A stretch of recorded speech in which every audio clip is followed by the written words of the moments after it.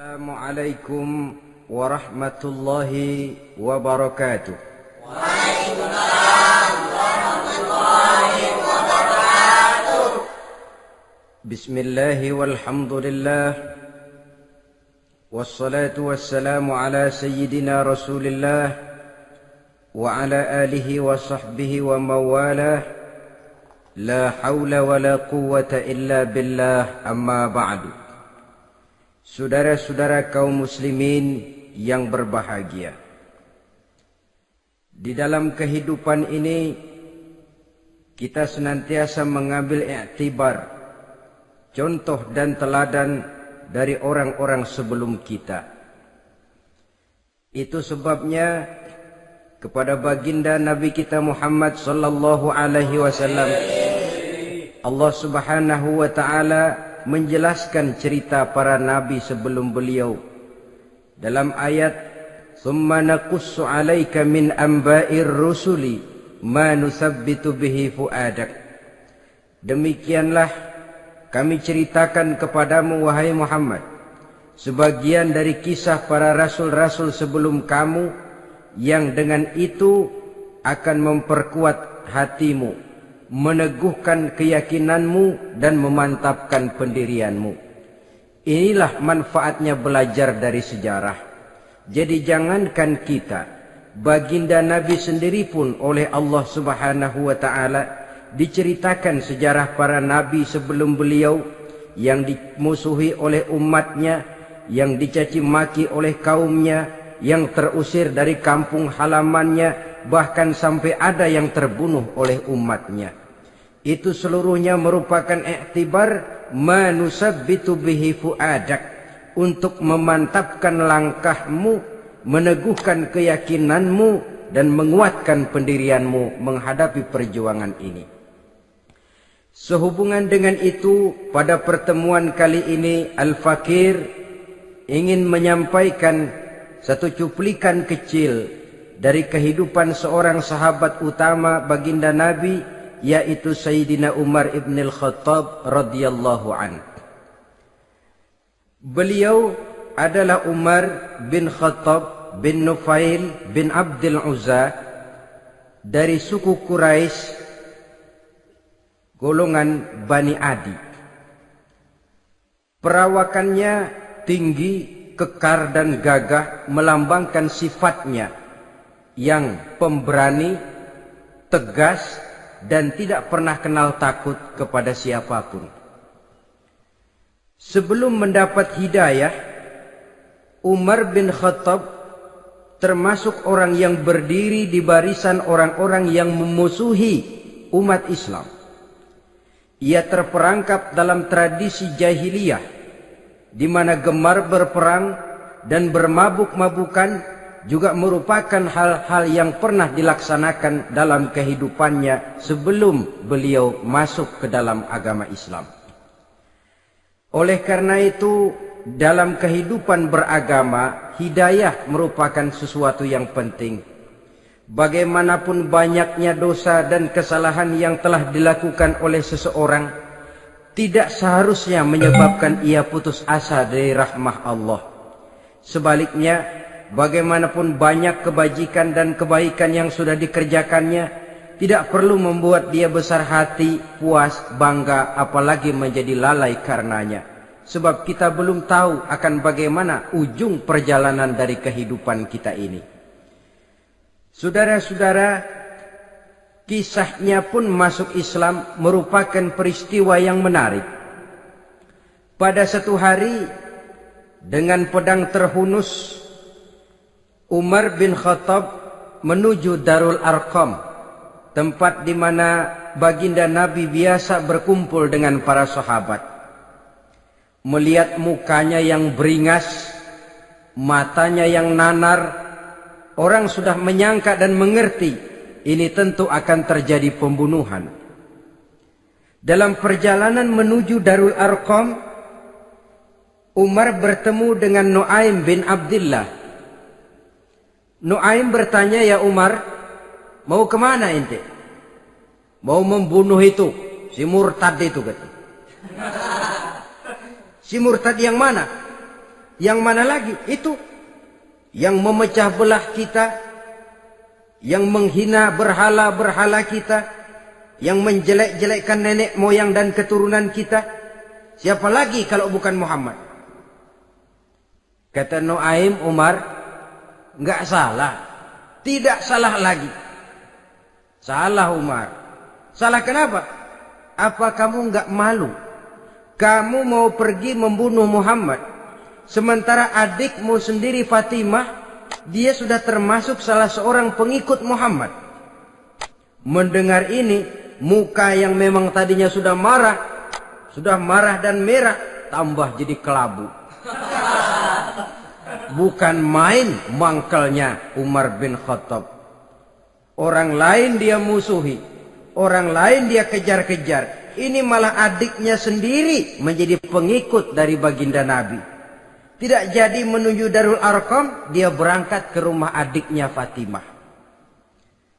Adapun di rumah Fatimah sedang berkumpul Fatimah, suaminya Sa'id bin Zaid, dan seorang sahabat Habbab ibnul Arad.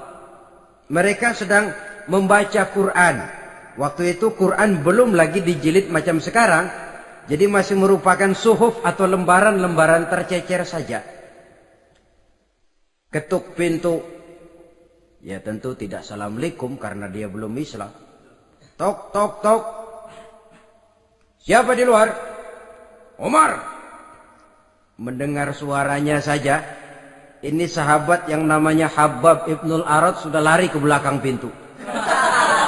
Sambil komat kamit baca doa mohon diselamatkan oleh Allah. Adapun Fatimah yang sedang memegang suhuf, lembaran tulisan Quran itu, menyembunyikan suhuf itu di belakang bajunya. Umar masuk. Fatimah, saya bang. Apa benar berita yang saya dengar? Berita apa itu bang? Bahwa kau sudah masuk Islam. Bang, andai kata Muhammad memang benar, bagaimana? Sudahlah, jangan belit-belit. Jawab saja, kau masuk Islam benar atau tidak? Ya. Saudara hadirin, begitu dikatakan iya, tangannya langsung melayang, menampar muka adiknya ini, sehingga mengalir darah dari hidungnya. Suaminya Sa'id bin Zaid yang mencoba melindungi istrinya, dipegang lehernya, dibanting, diduduki dadanya. Oh ini jawara ini.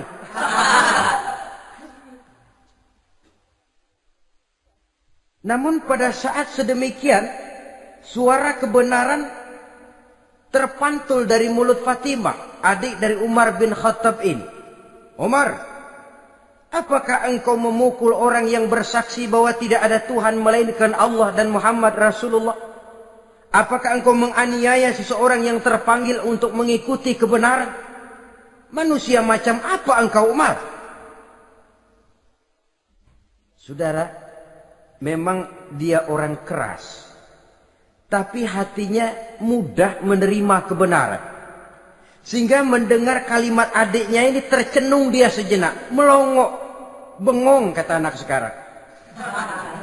Ini kalau tidak karena keyakinan yang mantap, tidak mungkin orang ini, anak adik saya ini bicara macam begini. Umar, mengapa engkau memukul orang yang bersaksi bahwa tidak ada Tuhan melainkan Allah dan Muhammad Rasulullah?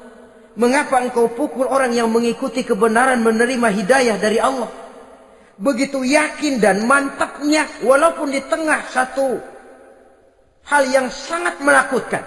Siapa yang tidak takut orang Quraisy berhadapan dengan Umar bin Khattab yang dikenal sebagai singa padang pasir pada waktu itu?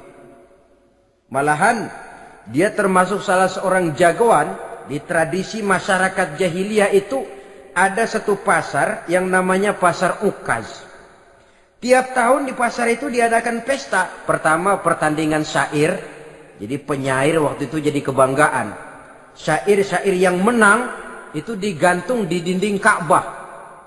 Jadi setiap suku akan bangga kalau mempunyai ahli syair yang hebat. Nah, lalu diadakan juga lah perlombaan balap kuda, memanah, termasuk gulat. Lah Umar ini tiap kali pertarungan mesti menang. Belum pernah ada yang berhasil mengalahkan dia. Jawara. Saudara-saudara, mendengar adiknya begitu mantap hatinya. Apalagi ketika adiknya berkata begitu, suhuf, lembaran yang disembunyikan di belakang bajunya tersembul. Apa yang kau sembunyikan di balik bajumu itu? Suhuf. Apa suhuf itu? Lembaran Al-Quran. Coba saya lihat. Enggak boleh. Kenapa? Kamu kotor. Orang kotor tidak boleh megang Quran. Saya mau lihat. Enggak boleh. Kalau kamu mau lihat, mandi dulu. Diturutinya permintaan adiknya itu. Lalu diambilnya suhuf tadi. Dia baca. Kebetulan ayat yang dibacanya, ayat pertama dari surah Toha, yang berlanjut dengan ayat 14 pada surah yang sama. Dia baca. Bismillahirrahmanirrahim. Toha. Ma anzalna ilaikal Qur'ana litashqa illa tazkiratan liman yakhsha. Taha, tidaklah aku turunkan Al-Quran ini untuk bikin sukar manusia, melainkan merupakan pengingat bagi orang-orang yang takut kepada Allah. Lalu pada ayat ke-14, Innani anallahu la ilaha illa ana fa'budni. Sesungguhnya akulah Allah, tidak ada Tuhan melainkan aku, maka hendaknya hanya kepadakulah kamu menyembah. Wa aqimis sholata li dzikri, dirikanlah salat untuk mengingat aku. Inna sa'ata atiyatun akadu ukhfiha litujza kullu nafsin ma tas'a. Sesungguhnya kiamat itu pasti akan datang, yang sengaja waktunya kami tidak beritahukan kepada kamu semua, untuk kami balas segala setiap orang tentang apa saja yang telah mereka lakukan dalam kehidupan di dunia ini. Setelah membaca ayat ini, gemetar tangannya. Ah, ini sih nggak main-main ini. Ini belum pernah saya baca ajaran semacam ini. Tidak patut orang yang mempunyai kitab suci semacam ini dimusuhi. Ini sesuatu yang benar, tergetar jiwanya. Hei, Fatimah, Muhammad di mana Muhammad? Saya tidak akan memberitahu kepada kamu. Di mana? Saya tidak akan memberitahu. Lebih baik kau bunuh saya kalau memang maksudmu mau mencelakakan Muhammad. Sama sekali saya tidak akan mencelakakan dia, Fatimah. Kasih tahu saja, di mana dia? Darul Arqam. Bergegas dia menuju Darul Arqam. Di dalam Nabi memang sedang kumpul dengan para sahabat. Termasuk ada Sayyidina Hamzah yang juga terkenal jawara juga. Ketuk pintu. Ketuk pintu. Siapa di luar? Umar. Di dalam ini geger sebagian sahabat. Umar datang ini pasti bencana. Umar datang, wah, kalau istilah kampung, kerok dan urusannya. Tapi baginda Nabi menenangkan mereka. Tenang. Mudah-mudahan ada hikmahnya. Sayyidina Hamzah tampil. Bukakan dia pintu. Kalau niatnya baik, kita terima. Kalau niatnya tidak baik, saya paling depan. Dibukakan pintu. Begitu dibukakan pintu, Umar masuk merangkul baginda Nabi.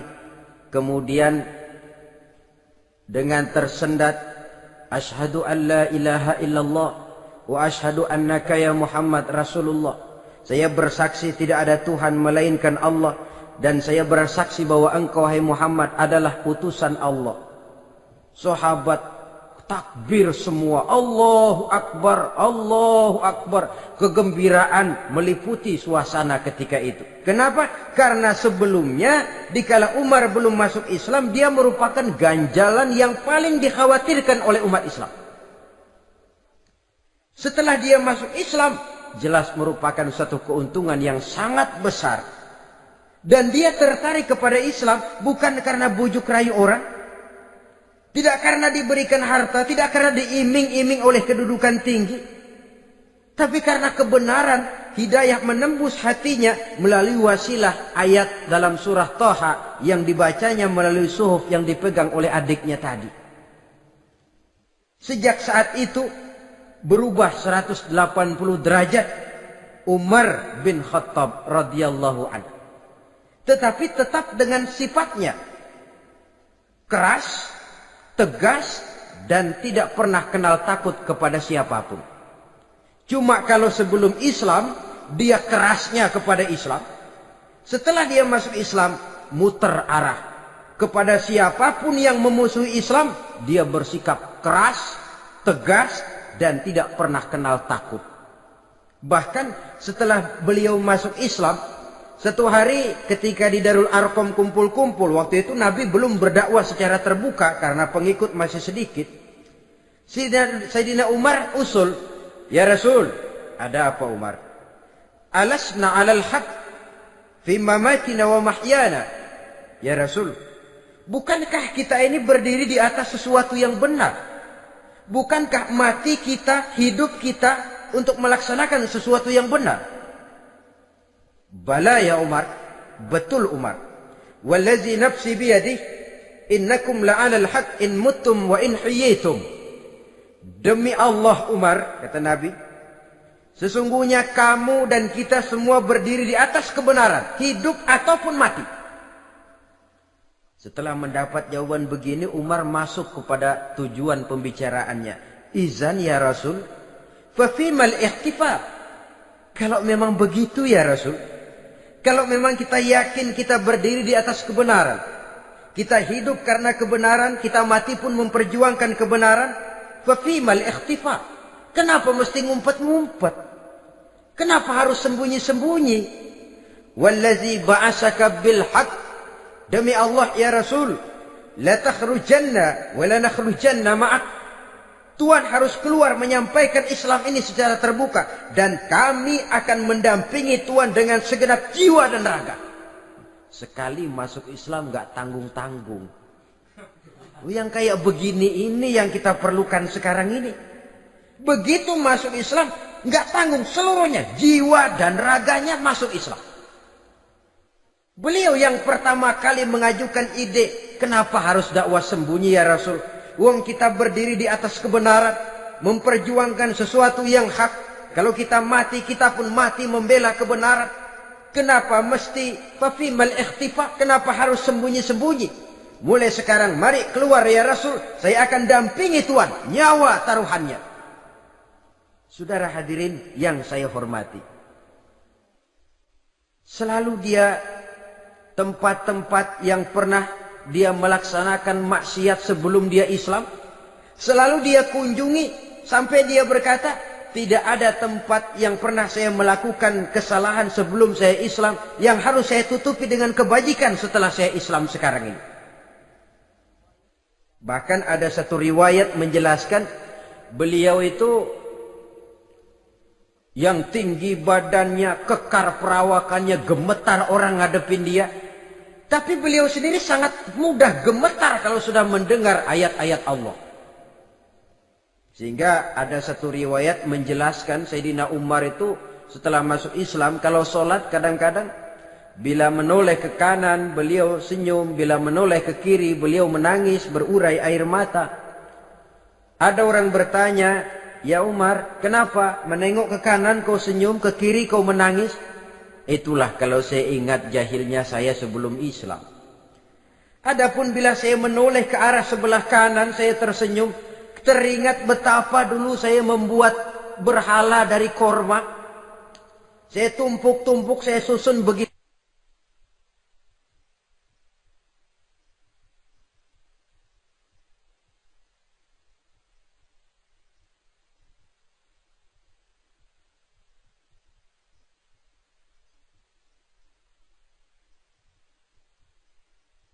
Itu rupa.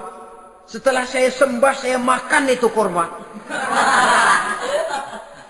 Gagah betul saya waktu itu, sampai Tuhan pun saya makan. Adapun kalau saya menoleh ke kiri, teringat putri kesayangan saya yang terbawa oleh tradisi jahiliyah, takut menanggung aib, merasa malu mempunyai anak perempuan sampai dia terkubur hidup-hidup. Berurai air mata saya mengingat semua itu. Padahal Nabi sudah memberikan jaminan. Sebab saudara jangan lupa, orang kafir masuk Islam, dalam Islam itu dihitung dari bayi lagi. Dari nol, itulah untungnya. Jadi misalnya sudah 60 tahun, dari kecil sampai 60 tahun kafir. Umur 61 masuk Islam. Nah, sejak umur 61 itulah yang dihisab oleh Allah. 60 tahun ke bawah gratis bersih pemutihan. Istimewa betul. Tapi jangan lalu diniatin, gua kafir aja. Nanti sudah tua-tua mau giliran mati baru Islam. Nah, itu diniatin lain. Ini yang karena faktor hidayah, saudara-saudara. Nah, cintanya kepada baginda Nabi luar biasa. Dalam setiap pertempuran beliau selalu di front terdepan. Bahkan demikian cintanya sampai ketika hari di mana baginda Nabi wafat, saudara-saudara. Disampaikan berita wafat Nabi kepada Umar ini. Ya Umar, baginda Nabi sudah wafat. Kamu ngomong apa? Baginda Nabi sudah wafat. Bukan sedih, nyabut pedang, keluar matanya melotot. Siapa yang bilang Muhammad mati, saya tabas batang lehernya. Begitu cintanya beliau kepada baginda Nabi, sampai-sampai nggak menerima kalau Nabi wafat. Taruhlah nggak bisa mati bersamaan, bolehlah mati beriring-iring saja barangkali maksudnya. Saudara-saudara, cabut pedang, kelayaban kemana-mana. Ayo, siapa ngomong Muhammad mati, saya tabas batang lehernya. Sampai bertemu dengan Sayyidina Umar, Sayyidina Abu Bakar. Di tempat orang banyak, Sayyidina Abu Bakar yang bijaksana ini pidato. Ayuhan nas, man kana ya'budu Muhammadan fa inna Muhammadan qad mata. Wa man kana ya'budu Allah fa inna Allah hayyun la yamut. Wahai manusia, barang siapa yang menyembah Muhammad, maka Muhammad sudah mati. Tetapi barang siapa yang menyembah Allah, Allah akan hidup selamanya dan tidak akan pernah mati. Mendengar pidato ini, Sayyidina Umar sadar bahwa sebenarnya yang tidak bisa mati itu cuma Allah. Bagaimanapun agungnya baginda Nabi, besarnya baginda Nabi, tinggi akhlak budi pekertinya Nabi, cintanya beliau kepada Nabi, toh Nabi manusia. Dan manusia harus mati. Kemudian dibacakan surah Ali Imran ayat 144. Wa ma Muhammadun illa rasul qad khalat min qablihi rusul afa immata aw qutilan qalabtum ala aqabikum.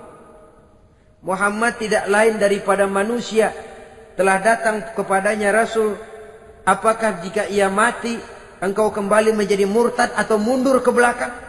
Mendengar ayat ini dibacakan, Sayyidina Umar sadar, berurai air matanya, menangis dalam kesedihannya. Ini cintanya yang demikian tinggi kepada baginda Rasulullah sallallahu alaihi wasallam. Begitulah seluruh kesalahan yang dia lakukan pada saat sebelum dia masuk Islam, berusaha dia tutupi dan dia tebus dengan segala kebaikan, pengabdian, perbuatan soleh setelah dia masuk Islam. Sehingga diajarkan oleh baginda Nabi, ittaqillaha haitsu ma kunta wa atbi'i sayyi'atal hasanata tamhuha wa khaliqin nasa bi khuluqin hasanin. Bertakwalah kamu kepada Allah, kata Nabi, dimanapun saja kamu berada. Jadi takwa tidak kenal tempat. Dimanapun saja kamu berada, bertakwalah kepada Allah. Di rumah takwa, di pasar takwa, di kantor takwa, di tengah orang banyak takwa, pada waktu sendirian takwa. Ittaqillaha haitsu ma kunta. Bertakwalah kau kepada Allah dimanapun saja kamu berada. Jangan takwa pakai tempat. Di masjid takwa, di kantor nyolong. Itu tidak haitsu makunta. Yang diajarkan oleh Nabi, dimanapun kamu berada, bertakwalah kepada Allah. Wa atbi'i sayyi'atal hasanah tamhuha. Dan iringi perbuatanmu yang salah dengan kebaikan. Jadi kalau satu saat terselip kita berbuat salah, cepat iringi dengan kebaikan. Tamhuha, dengan harapan kebaikan yang kita kerjakan akan menutupi dosa yang terselip kita lakukan. Ngomongin orang, astagfirullahalazim. Banyak istighfar. Istighfarnya mudah-mudahan bisa nutupin dosa karena ngomongin orang. Tapi jangan lalu tambah sulap. Ngomongin orang istighfar. Terus ngomongin lagi istighfar lagi. Itu tentu tidak bisa dengan cara begitu. Barangkali terselip pernah mengambil harta orang tanpa alasan yang hak. Imbangi dengan rajin sedekah misalnya. Barangkali pernah menyakiti hati orang, imbangi dengan perbuatan yang bisa menyenangkan hati orang lain. Itu namanya mengiringi perbuatan yang bersifat salah dengan kebajikan. Ini yang dilakukan oleh Sayyidina Umar. Setiap pelosok hampir dia datangi. Tempat-tempat di mana dia pernah melakukan kesalahan sebelum Islam, di sana dia tegakkan kebajikan dan kebaikan. Kegagahannya, keperkasaannya, keberaniannya sepenuhnya bulat-bulat sudah diwakafkan untuk kepentingan Islam. Saudara hadirin yang saya hormati, diperlukan orang-orang yang punya keberanian macam Sayyidina Umar. Berani karena panggilan hidayah, bukan berani babi. Babi berani juga babi, cuman nyeruduk.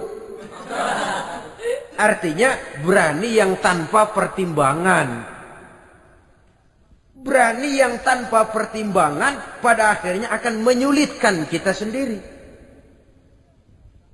Beliau gagah, beliau berani, beliau punya kekuatan, beliau punya wewenang. Dan itu dimanfaatkannya untuk menjadi backing baginda Nabi kita Muhammad sallallahu alaihi wasallam. La takhrujanna wa la nakhrujanna ma'ak ya Rasul. Ya Rasul, keluar, sampaikan dakwah secara terbuka. Saya akan mendampingi Tuhan. Jika ada yang ganggu Tuhan, saya paling depan. Backing yang mendampingi Rasul untuk menyampaikan risalah Islamiyah ini. Saudara hadirin yang saya hormati, wa khaliqin nasa bi khuluqin hasanin, kata Nabi. Dan pergaulilah manusia dengan akhlak yang baik, karena dengan ini kau bisa mengambil hati orang.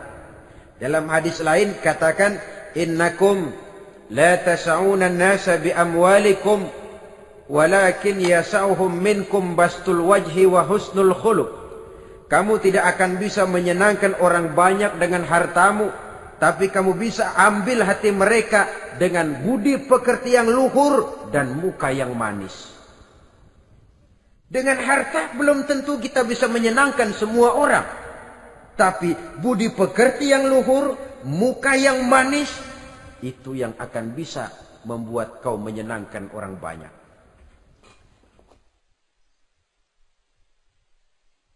Setelah baginda Rasul wafat, pernah ketika berkumpul, Sayyidina Abu Bakar berkata kepada Sayyidina Umar, "Ya Umar, saya baiat kamu untuk menjadi khalifah." Jawab beliau, "Sayalah yang akan membaiat Tuan. Tapi Anda lebih utama dari saya Umar. Keutamaan saya akan saya berikan kepada Tuan untuk mendukung kekhalifahan Tuan." Di sini kelihatan wataknya yang tidak ambisius. Gagah, berani, perkasa, tapi tahu diri. Enggak nyelonong. Tidak menggunakan kekuasaannya, kegagahannya untuk maksud yang sewenang-wenang. Oleh karena itu setelah Sayyidina Abu Bakar wafat, beliau dilantik menjadi khalifah, keluarlah pidatonya yang terkenal. Ayuhan nas, inni qad wullitu alaikum walastu bi khairikum. Hai manusia, aku telah dipilih menjadi pemimpin kamu. padahal aku bukanlah orang yang terbaik di antara kamu. Kalau tidaklah karena aku melihat keutamaan, keteguhan yang dapat melindungi kalian, berat rasanya aku memikul amanah ini. Sebab apa? Alangkah beratnya menunggu datangnya perhitungan di akhirat nanti terhadap Umar. Ini yang jadi motifnya memegang jabatan khalifah. Sungguh berat bagi Umar menunggu datangnya saat perhitungan. Sehingga seolah-olah kalau bisalah jadi Umar bin Khattab saja, jangan jadi khalifah kalau bisa. Tapi moya umat sudah kadang memilih. Sehingga benar kalau dalam satu hadis Nabi pernah mengajarkan jangan memberikan satu jabatan kepada orang yang memintanya. Sebab orang kalau sudah minta jabatan, apalagi pakai jilat-jilat, pakai upeti-upeti, tentu ada tendensinya. Ada batu di balik udang. Kalau udang di balik batu kan mungkin nggak kelihatan, tapi kalau batu di balik udang kelihatan betul itu. Ada maunya, ambisinya. Jangan memberikan satu jabatan kepada orang yang memintanya. Seakan di batinnya Sayyidina Umar menyesali. Kenapa Umar nggak jadi Umar saja, kok mau jadi khalifah gitu. Alangkah berat perhitungan buat saya di akhirat nanti. Nah, setelah jadi khalifah, sebagai satu i'tibar, saya akan mencoba mengemukakan beberapa sifatnya yang menonjol untuk pelajaran buat kita semua. Pertama, sikapnya terhadap keluarganya setelah beliau menjadi khalifah. Kedudukan sebagai keluarga Umar bin Khattab bukan merupakan kedudukan istimewa. Itu ditanamkan betul kepada keluarganya. Jangan karena bapakmu khalifah, lalu mentang-mentang anak khalifah kau merasa dapat fasilitas, merasa bisa berbuat semau-maumu, kau harus punya tanggung jawab dan beban moral, memberikan contoh yang lebih baik kepada rakyat. Ini yang ditekankan kepada keluarganya. Kalau beliau mau mengeluarkan undang-undang, undang-undang itu lebih dahulu dibicarakan di tengah keluarganya, kumpul anak-anaknya, ini akan ada undang-undang begini. Siapa di antara kalian mau mentaati, persilakan, yang tidak pun persilakan. Tapi saya ingatkan, kalau ada dari keluarga Umar yang melanggar peraturan yang saya keluarkan ini, saya akan menghukumnya 2 kali lipat karena dia keluarga saya. Menghukumnya 2 kali lipat karena dia keluarga saya. Jadi bukan mentang-mentang anak babe, lalu kebal hukum. Tidak. Siapa yang di antara kalian melanggar peraturan ini, akan aku kenakan hukuman 2 kali lipat karena dia keluargaku. Nah, saudara hadirin yang saya hormati, lalu berwibawa, dijaga betul keluarganya. Suatu hari beliau datang ke rumah putranya Abdullah bin Umar. Ketika masuk dilihatnya Abdullah bin Umar sedang makan daging. Makan daging. Merah muka Umar. Mentang-mentang anak khalifah ya. Mentang-mentang anak Amirul Mukminin ya, kamu makan daging. Lihat tuh rakyat kita masih banyak yang kelaparan, makan daging, makan roti keras. Padahal itu halal. Sesuatu yang diperoleh dengan usahanya sendiri. Tetapi begitu hati-hatinya Umar untuk menjaga pandangan orang. Keluarga khalifah merupakan beban moral sebab akan dijadikan contoh oleh rakyatnya. Mentang-mentang anak khalifah ya makan daging. Lihat tuh rakyat, roti keras digarotin. Lain saat beliau pergi ke satu pasar. Di situ dilihat ada sapi gemuk-gemuk. Tempat lain sapinya kurus-kurus. Tanya, ini yang gemuk-gemuk sapi siapa? Sapi Abdullah bin Umar. Sapi anaknya. Panggil Abdullah bin Umar, suruh sini. Datang anaknya itu. Abdullah bin Umar, bagaimana ceritanya sampai ini? Begini, Bapak. Dahulu itu dengan uang saya beli sapi kurus-kurus. Lalu saya rawat. Saya berikan upah orang untuk merawat sapi-sapi itu. Sampai sekarang dia menjadi gemuk.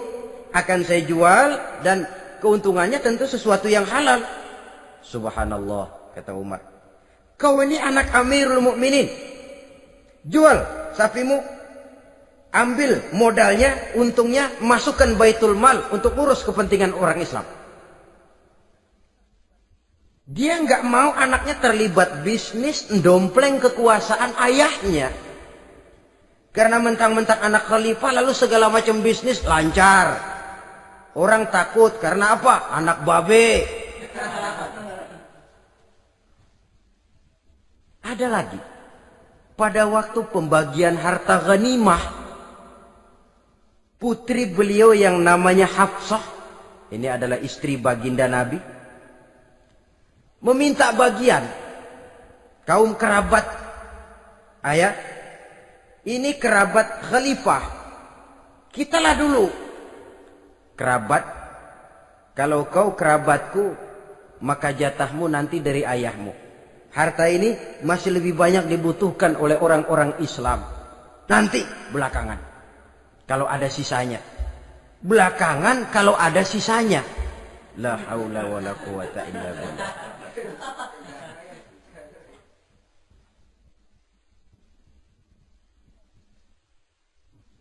Saudara hadirin, itu terhadap keluarganya.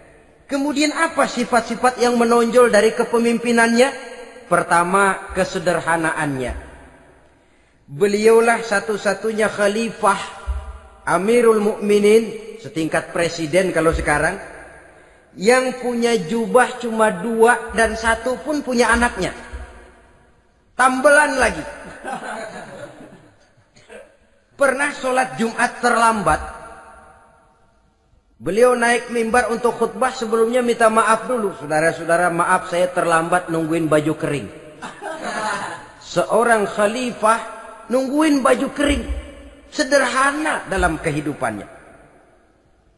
Mari kita ambil satu cerita lagi. Pada waktu beliau jadi khalifah, yang diangkat jadi gubernur di Mesir adalah Amr bin As. Amr bin As hidupnya lebih mirip kaisar. Istananya besar, pakaiannya bagus-bagus. Nah, yang paling mengganggu pikiran Amr bin As, di sebelah istananya ini ada gubuk reot, kepunyaan orang Yahudi lagi. Ah, ini nggak pantas bener, masa di samping istana gubernur ada gubuk reot. Orang Yahudi lagi yang punya.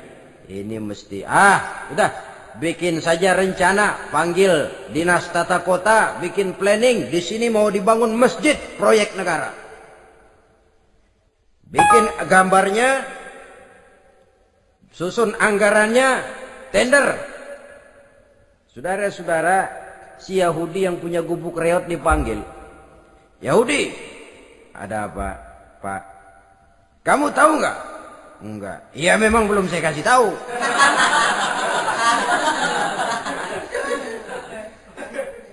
Ada apa, Pak? Itu kamu punya gubuk. Tahu? Kena proyek. Proyek apa, Pak? Kami mau bangun masjid besar di situ. Dan tidak sesuai ada gubuk reot di samping tempat gubernur.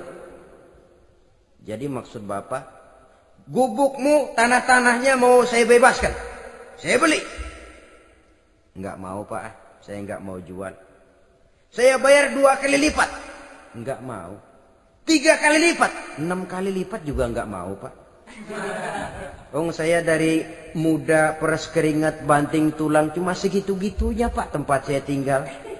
Gubuk reot sama tanahnya sedikit. Makmur saya, Pak, cuma rumah sama sumur.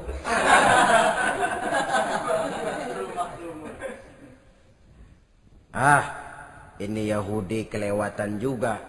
Akhirnya turun perintah, sudah, kalau dia nggak mau dibebaskan, gusur saja, tarik, ambil bulldozer. Digusur. Yahudi ini berurai air matanya.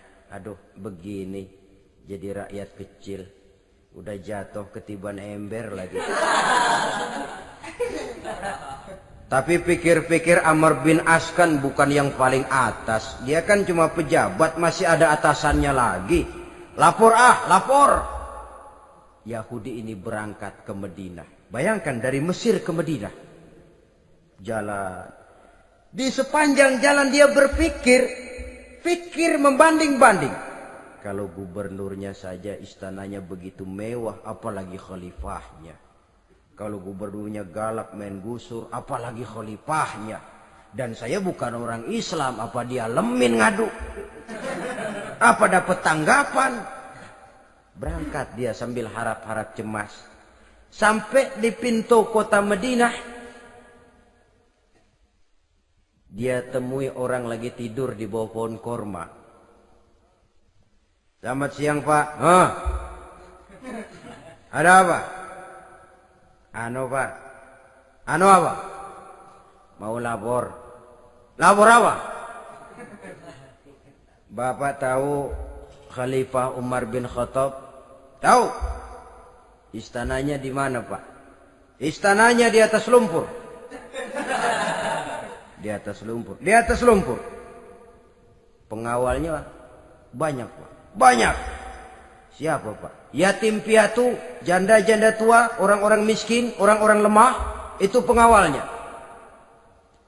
Pakaian kebesarannya apa sutra apa, Pak? Pakaian kebesarannya malu dan takwa. Saya nggak ngerti, Pak. Itulah Umar bin Khattab. Lalu orangnya sekarang di mana, Pak? Di depan ente. Rupanya yang dia tanya itulah orangnya. Gemeter Yahudi ini, keringat bercucuran. Coba, istananya di atas lumpur. Sebab beliau berprinsip, bagaimana saya bisa menghayati nasib rakyat kalau saya tidak merasakan apa yang mereka rasakan? Bagaimana saya nggak bisa tahu sakitnya lapar kalau saya belum pernah kelaparan? Itu prinsipnya. Istananya di atas lumpur. Para pengawalnya yatim piatu, janda-janda tua, orang-orang miskin, orang-orang lemah dan tidak mampu. Dan pakaian kebesarannya malu dan takwa. Kamu dari mana? Dari Mesir, Pak. Ada apa? Mau laporan gubernur Bapak di Mesir yang namanya Amr bin As. Kenapa? Main gusur aja, Pak. Ceritanya? Iya, dia mau bangun masjid. Kebetulan di areal itu saya punya tanah sama gubuk segitu-gitunya. Saya nggak mau dibeli, digusur, Pak. Saya mau mencari keadilan. Begini. Kamu lihat tempat sampah itu? Lihat. Di situ banyak tulang. Coba kamu ambil kemari satu. Tulang unta, bawa sini. Bingung Yahudi. Pak, saya kemari mau cari keadilan. Kalau tulang mah di Mesir juga banyak, Pak. Sudahlah, pokoknya kau ambil saja tulang itu. Dicoker-coker, dapat, dikasih. Tulang itu digaris lurus oleh Sidina Umar dengan ujung pedang. Red. Nah, kau bawa kepada Amr bin As. Makin bingung itu Yahudi. Suruh bawa tulang cuman digaris. Nanti saya ngomong apa, Pak? Sudahlah, kasih saja. Pulang dia. Sampai di Mesir. Tuan Gubernur, ada apa? Saya baru menghadap khalifah. Kemudian beliau sampaikan ini, dikasih tulang. Amr bin As ngelihat tulang ada goresan lurus dengan ujung pedang, gemetar. Badannya keluar keringat dingin. Panggil kepala proyek. Proyek batal. Masjid nggak jadi didiriin. Itu gubuk Yahudi diriin lagi.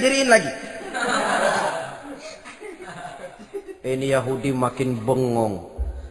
Ini gubernur dapat tulang doang segitu takutnya.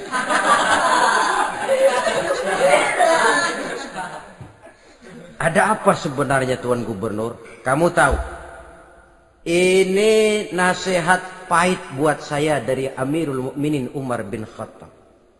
Seolah-olah beliau bilang, "Hai Amr bin As, jangan mentang-mentang sedang berkuasa ya. Pada suatu saat kau akan jadi tulang-tulang kayak begini. Maka mumpung kamu masih hidup dan berkuasa, berlaku lurus dan adillah kamu seperti lurusnya garis di atas tulang ini. Red. Lurus, adil, jangan bengkok. Sebab kalau kamu bengkok, nanti aku yang luruskan pakai pedangku. Siapa yang nggak ngeper digituin? Sampai akhirnya apa? Kata si Yahudi, Pak, kalau begitu Islam adil ya. Adil.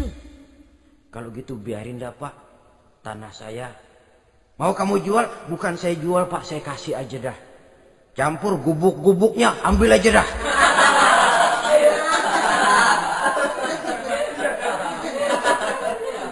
Masuk Islam si Yahudi ini oleh karena keadilan dari Umar bin Khattab. Begitulah kesederhanaan hidupnya. Sampai saudara, yang ironi betul, pernah Utsman bin Affan, Ali bin Abi Thalib, Thalhah dan Zubair kumpul mendengar berita bahwa Sayyidina Umar ini punya hutang. Bayangkan, seorang khalifah untuk melangsungkan hidupnya sampai punya hutang. Padahal Baitul Mal di bawah kekuasaannya. Berunding Utsman, Ali, Thalhah, Zubair. Kalau kita langsung ngomong sama Umar nggak enak dong, dia nggak bakalan terima. Lewat putrinya aja, Hafsah. Baik. Hafsah ngomong sama Umar, Abah, kenapa? Bagaimana kalau honor Abah ditambah, ditingkatkan supaya hutang bisa ketutup? Hafsah, saya Abah. Siapa yang nyuruh kamu ngomong begitu? Enggak ada. Ada. Saya tahu ada ini. Kalau enggak ada kamu enggak mungkin ngomong begitu. Tapi orangnya kalau saya tuntut mereka mungkin enggak mau. Sekarang saya mau tanya Hafsah, kau kan istri Rasul, betul? Nah, saya mau tanya, suamimu makanannya apa? Daging? Bukan. Roti. Tempat tidurnya kasur empuk? Bukan. Kain kasar yang kalau musim panas kami bentangkan, kalau musim dingin separuh buat tidur, separuh buat selimut. Pakaian yang dibelikan untukmu berapa banyaknya? Cuma 2. Nah, itu guru saya. Orang yang paling saya cintai. Dan itu yang saya ikuti. Bahkan setelah beliau wafat, Sayyidina Umar ini, hutangnya ditanggungkan kepada anaknya Abdullah bin Umar. Dan itu pun dilunasi dengan menjual rumahnya. Sehingga rumahnya itu disebut Darul Qadha, rumah bayar hutang. Begitu kesederhanaannya. Jadi nggak pakai aji mumpung jadi khalifah lalu kayak ikan gurita, tangan yang mana aja megang. Itu kan mental monyet. Monyet itu kan begitu. Tangan megang kiri kanan, mulut ngawal, kaki megang, temennya dikasih masih ngerampas juga. Monyet rakus betul itu. Itu kesederhanaannya. Kenapa kesederhanaan ini timbul? Karena sikap zuhudnya. Zuhud itu tarkud dunia li ajlil akhirah. Orang yang mengambil dunia hanya yang diperlukan dengan lebih mengutamakan kehidupan akhirat. Watak zuhudnya yang sangat menonjol. Dialah pahlawan yang paling berani di medan perang. Dialah imam yang paling khusyuk di masjid. Dan tidak jarang kalau sholat sendiri, begitu membaca ayat yang menceritakan neraka, nangis berurai air matanya. Saudara hadirin ma'asyiral muslimin rahimakumullah. Jadi kesederhanaan dan kezuhudan ini bukan lewat teori disampaikan oleh Umar. Bukan lewat penataran seluruh aparat, tidak. Lewat contoh konkret, inilah saya, contoh sederhana dan zuhud. Bagaimana saya akan bisa merasakan penderitaan ini kalau saya sendiri tidak pernah menderita? Bagaimana saya akan tahu sakitnya lapar kalau saya belum pernah kelaparan? Maka tanpa penataran, tanpa upgrading segala macam, berhasil karena prinsip keteladanan. Beliau jadi contoh utama. Dan sumber utamanya tentu tidak lain karena contoh dari baginda Nabi besar Muhammad sallallahu alaihi wasallam. 2, sederhana, yang kedua zuhud. Yang ketiga, sifat yang menonjol dari kekhalifahannya adalah adil. Kalau sudah bicara soal hukum, dia tidak pernah kenal kompromi. Adalah seorang pemuka Nasrani masuk Islam. Namanya Jabalah bin Aiham. Ketika dia bikin haji, kain ihramnya keinjak orang Arab yang hitam. Badui. Jengkel. Dia merasa bekas tokoh. Enak aja nih orang udah jelek nginjak lagi. Ditempeleng orang tadi. Orang ini lapor kepada Umar. Panggil Jabalah bin Aiham. Panggil. Kau ditampar? Betul Khalifah. Tampar dia. Tampar lagi. Dipukul orang itu. Di depan Sayyidina Umar. Jadi tidak karena kau ini bekas kepala suku, kau ini bekas orang terhormat, lalu ada kebijaksanaan yang tidak bijaksana.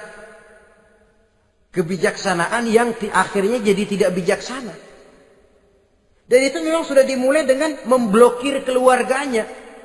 Tidak satu keluarganya pun yang boleh mempunyai perasaan bahwa menjadi keluarga khalifah merupakan fasilitas dan keuntungan. Kau jangan makan di atas punggungku. Kau jangan menikmati fasilitas di atas keringatku. Dan tidak ada keinginan mewariskan jabatan khalifah kepada anak-anaknya. Pernah beliau musyawarah. Saya bingung. Kenapa khalifah? Gubernur Kufah ini sulit nyari orang. Diangkat yang lemah, rakyat ngeluh. Diangkat yang keras, rakyat juga ngeluh. Ada calon khalifah. Kalau ini mah nggak salah lagi nih buat gubernur Kufah. Siapa? Abdullah bin Umar. Anak beliau sendiri. Melotot matanya. Jangan macam-macam kau. Cukup satu orang Umar memegang jabatan ini. Kalau berhasil, kami keluarga Umar sudah merasakannya. Kalau gagal, cukup kegagalan seorang Umar. Tidak berusaha mengorbitkan anaknya. Wah, anak babeh diangkat jadi ano. Tidak, malah diblokir. Cari yang lain. Tapi Abdullah bin Umar cukup syarat ya khalifah. Dia orang bertakwa dan soleh. Yang takwa dan soleh bukan cuma anak Umar. Anak orang lain juga banyak yang takwa dan soleh. Itu prinsipnya. Sehingga ketegasannya ini membuat orang jadi sungkan. Dan tidak seorang pun berani kirim-kirim upeti hadiah. Pernah itu ada pejabat dari Azerbaijan kirim makanan. Kue, mending apa? Kue. Gitu dicicipi enak. Enak juga ya kue ini. Enak khalifah. Ini di sana apa makan rakyat biasa? Bukan. Ini makanan orang-orang VIP. Nah, dibungkus lagi itu kue. Dibungkus. Ontamu mana? Di luar. Ambil, bawa pulang, serahkan lagi kepada gubernur di sana, kasih tahu salam dari Umar bin Khattab. Kenyangkan dulu rakyat dengan makanan seperti ini. Kita belakangan. Jadi kalau rakyat lapar, saya orang pertama yang akan merasakan kelaparan. Tapi kalau rakyat makmur, biarlah saya menjadi orang terakhir yang kenyang. Kan bagus prinsip itu. Jikalau rakyat kelaparan, saya akan jadi orang pertama yang merasakan lapar. Tapi kalau rakyat makmur, biar saya jadi orang terakhir yang kenyang. Jangan dibalik. Pada saat rakyat kelaparan, dia kekenyangan. Dan selanjutnya, sikap keadilannya ini, saudara-saudara, menyebabkan hukum lalu jadi berwibawa. Pernah beliau jalan-jalan di lorong kota Madinah. Di tempat yang namanya Harah bersama Aslam. Ada ibu-ibu, anaknya nangis. Lapar ma. Sabar, dikit lagi matang katanya. Emang tuh ibu lagi ngerebus. Bunyi, air ngegulak. Luguk. Umar lihati dari jauh. Belum juga matang. Nih anak dari nangis, lapar, sampai capek nangis, sampai tidur. Anak tidur, Umar samperin. Bu, emang masak apa sih kok nggak bisa matang? Saya nggak masak apa-apa tuan. Itu pating kerubuk apa? Ketika dibuka ya cuma air saja. Subhanallah, ibu sudah ngebohongi anak ibu sendiri. Habis harus bagaimana tuan? Saya sudah nggak punya makanan untuk dimasak. Sementara perut nggak kenal kompromi. Jalan satu-satunya, ya terpaksa anak saya bohongi. Saya bilang sebentar lagi matang, sampai dia tidur sekarang ini. Memangnya Khalifah Umar gimana sih ngurusi rakyatnya? Subhanallah, dia orang zalim. Dia yang memegang urusan kami, tapi dia nggak tahu nasib saya. Anak kelaparan, keluarga terlantar. Oh begitu. Iya. Zalim betul Umar bin Khattab itu. Kalau begitu ibu tunggu sebentar. Dia pulang bersama Aslam menuju Baitul Mal. Dia ambil tepung 1 karung, dipikul sendiri. Dipikul sendiri, kata Aslam, ya Khalifah biar saya yang bawa. Jangan. Kenapa Khalifah? Apa kau kira kau sanggup mikul dosa saya di akhirat nanti? Biar saya yang mikul sendiri. Dia bawa ke tempat tuh ibu-ibu. Dia masakin sendiri. Nah bu, sudah matang, persilahkan masak. Makan. Alhamdulillah Tuan. Mudah-mudahan Allah memberkahi Tuan. Tuan lebih baik dari Umar bin Khattab yang zalim itu. Memang sebenarnya Tuan siapa, kata tuh ibu? Saya. Iya. Saya ya Umar bin Khattab yang ibu bilang zalim itu. Gemetar si ibu. Gemetar si ibu. Tapi memang peka dan menghargai kritik orang. Tidak membungkam setiap orang yang nadanya sumbang atau berbeda. Kadang beliau berkata, saya khawatir karena orang terlalu segan dengan saya, lalu nggak ada yang berani negor kalau saya salah. Kan begitu biasanya. Karena sudah terlalu segan, lalu semuanya orang mau diaminin saja. Asal dibilang nggak benar, marah, jengkel. Lalu disingkirin, maunya diiyain, inge kulo nuwun. Oke bos. Beliau bilang, saya khawatir kalau tidak ada orang yang mau menegur kesalahan saya jika saya terlanjur nanti. Tahu-tahu muncul orang, demi Allah, saya akan menegur Tuan dengan pedang saya ini. Cerah mukanya, senyum bibirnya, alhamdulillah, anak muda, saya memerlukan orang macam kau.